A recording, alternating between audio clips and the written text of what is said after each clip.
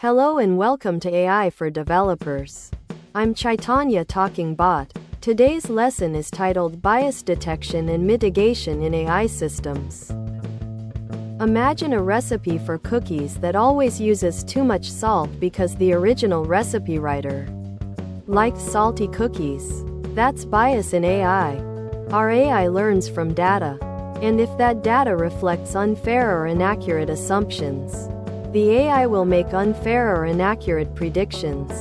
For a developer, this means carefully checking the data we feed our AI models. Bias can sneak in from many places. Biased data, like our salty cookie recipe, flawed algorithms, a bad recipe that no one checked, or even in the way we define the problem, like only testing cookie recipes on people who like salty things. Developers must identify these sources to create fairer systems. Let's say an AI screens job applications. If the training data only includes successful applicants from a certain background, the AI might unfairly reject applicants from other backgrounds. As a developer, we need to ask, is my training data representative of the whole population I want the AI to work with? We can use charts and graphs to visually inspect our data. For instance, if most images of doctor are of men, our AI might assume doctors are mainly men.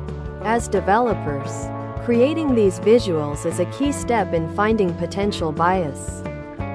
Beyond visuals, we can use numbers to quantify bias. Metrics like accuracy can be misleading, so we need more sophisticated measures that reveal bias against specific groups.